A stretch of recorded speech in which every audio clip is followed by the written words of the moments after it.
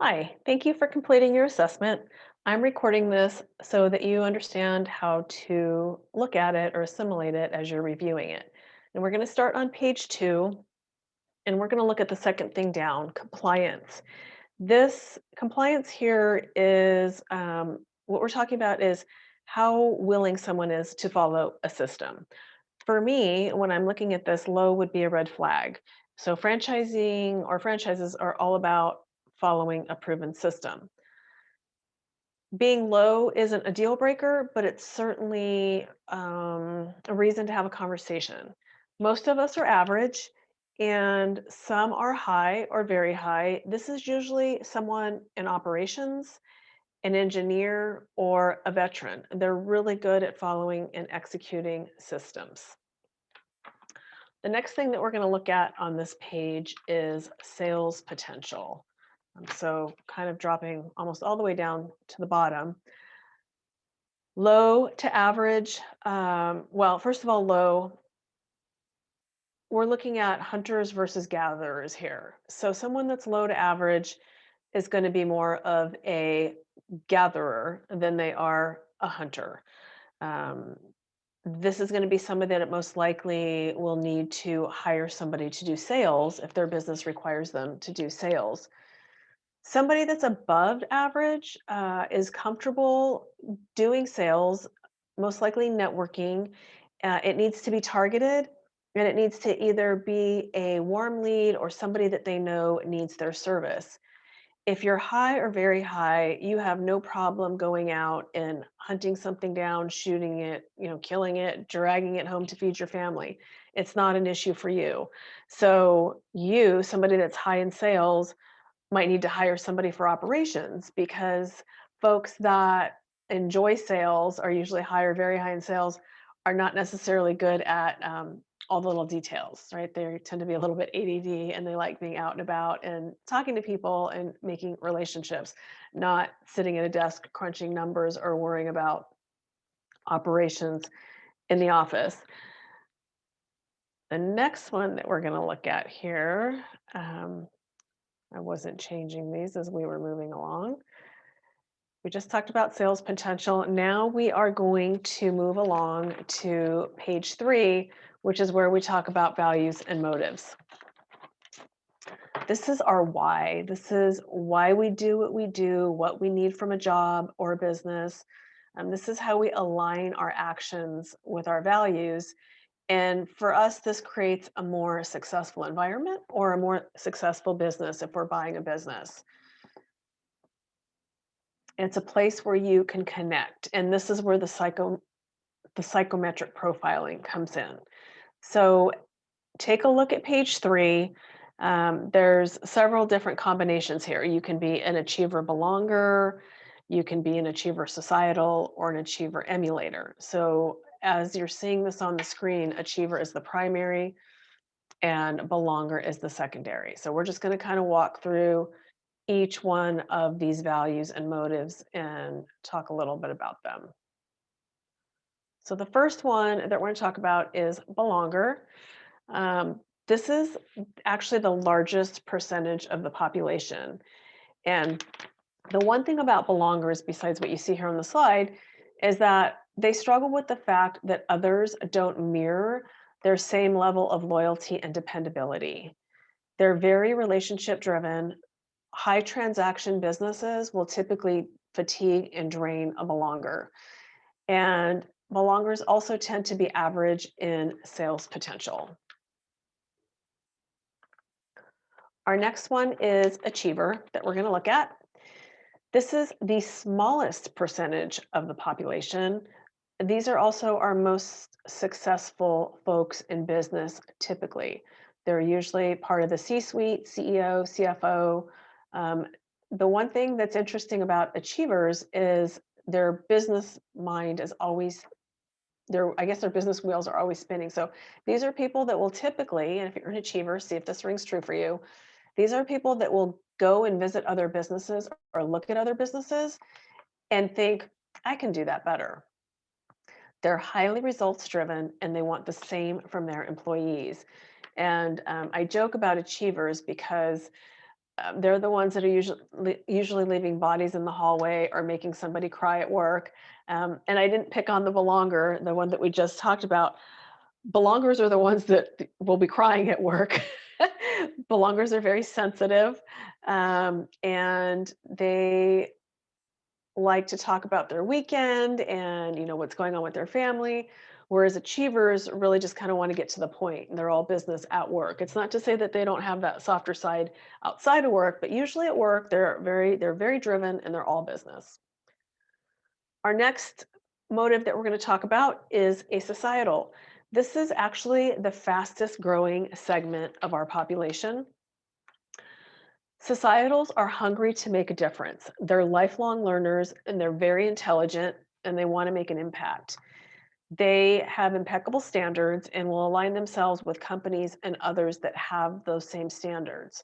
They like cause driven businesses. They have a hard time making decisions. They always want more information and data to review.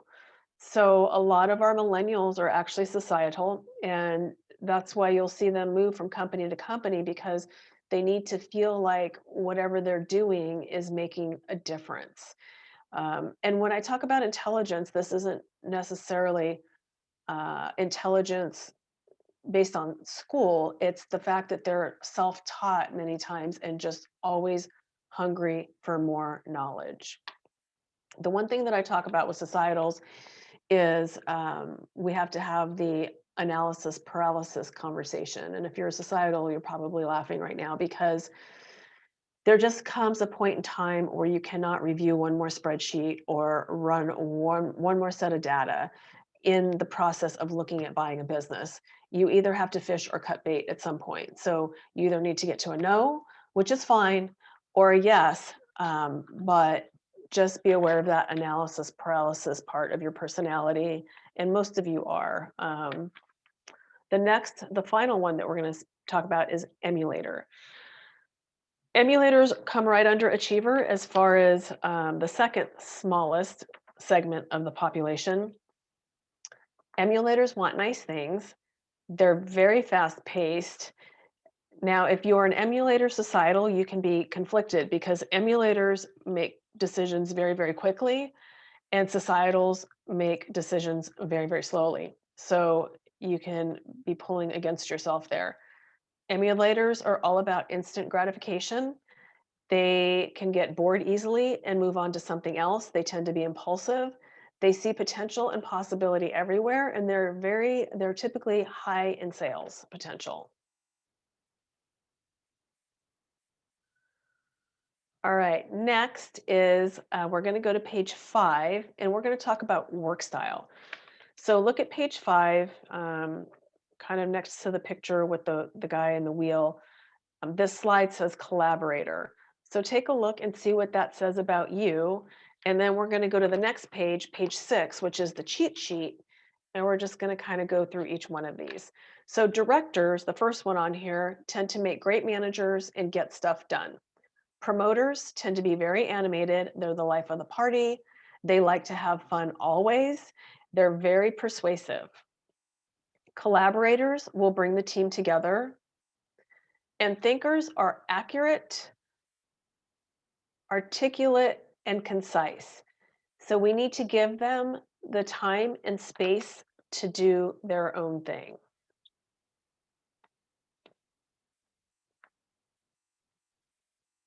All right, now we're going to jump to page 10 and we're going to look at the meta programs. This is how we process information and make decisions. We all have filters on how we perceive the world around us. And how well we process is going to help us make a decision. All right, so we're going to break all of these down one by one. So we're going to start at the top where it says direction sort. That's either going to be toward, away, or balanced.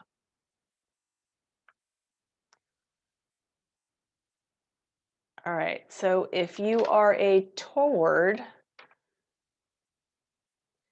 you tend to be overly optimistic and not see roadblocks. Check yourself to make sure you're being realistic. If you are an away, You're a natural problem solver. So many engineers are aways. They're going to break everything and then figure out how to fix it before they make any decisions. So if they're looking to start a business, not only are they aware of what they need to do, um, they will take notice of what happens, for instance, if they can't find the right people and how are they going to get around that. They can also be too critical or get too caught up in the obstacles that they may encounter and then not be able to move forward because of how critical they're being. And then only about 20% of the people that take these assessments or this profile comes up as balanced, and that just means you have a good mix of both. So if you're a toward or an away, it kind of helps to have somebody that's the opposite of you um, be somebody that you bounce things off of. For instance, I'm a toward, so I look at everything through rose-colored glasses, and my husband is an away. And it's good because he checks me and says, "Well, what if this happens? What if that happens?" And I always say, "Oh, wow, I didn't think about that." And then on the flip side of that, if he's being too negative and looking at all the problems that can happen, I show him how it could work. So it's a nice balance to have somebody that's the opposite of you in this area as you're going through a process like this. All right, our next frame of reference is external versus internal. So externals like to bounce things off of other people. They like other input. So they have open dialogue. They tend to make great managers. They with information, it's almost like they're playing a ping pong game. They're batting the ball back and forth and sharing ideas and sharing information. Now, an external may seem unfocused or wishy-washy to an internal. Internals, on the other hand, are very confident in their ability to make a decision and process information, so they don't need to or want to bounce anything off of anybody else nor hear their opinions. They can come across as arrogant to an external, and they will bring a bat to an external's ping pong game. And I always say this to all of my internals with peace and love. Uh, you're so confident in your ability to make a decision that sometimes you could come to the absolute wrong decision and be completely comfortable in your wrongness. So I just encourage you to be open to opinions and ideas. If you are hearing maybe something over and over again that's the same, that's opposite from the decision that you've come to. All right, so our next one is task attitude. You're either optional or procedural. Optionals like lots of choices. They want to look at a lot of different things. They're afraid to pick one thing because they might miss something else that's better. What's the next best thing? So with optionals, it's important to realize that it's crucial that you take 3 or 4 businesses and you go deep enough with them to get to a decision, a no or a yes, but you can't just look at everything on the surface and keep skimming across it and tossing it out before you really understand it. Procedurals, on the other hand, tend to be high in compliance, and they'll look at 1 or 2 things and they'll go through a process and they'll make a decision. All right, our next item is chunk size. You're either global or specific. And here's my analogy here with this one. So, globals are big picture thinkers. And if you've ever put a jigsaw puzzle together, a global is one that would tend to put the borders together first and then see how everything else fits together. A specific is more apt to put like colors or like pieces together first and then see how that all fits within the big picture. Now we're going to go into communication style. So you're either auditory, visual, or kinesthetic. Auditories are succinct, articulate, and to the point. They don't like to repeat themselves and they tend to be great writers. Visuals like to paint pictures with words. They'll say things different ways over and over again to make sure you get it. So if you're anything other than a visual and you're talking to somebody that keeps saying something over and over again, let them know you got it because they'll keep going on and on and on. They'll just keep figuring out more ways to explain it to you. All right, a kinesthetic is somebody that relies more on all of their senses to process information. They have to do it. So they'll say, "Don't tell me, involve me. Let me get my hands on it and do it." Because unless they're actually doing it themselves, they can't learn. There's one other communication style that very, very regularly, almost never comes up, and if you are that one, we'll save that and we'll talk offline about it. So these are the three main ones here. And that's it. I just wanted to give you some idea on how to look at your personality profile. We'll get a chance to talk about this more when we have our phone call to go over it. Um, Thanks. And I hope this made it a little bit easier for you to understand what you're looking at.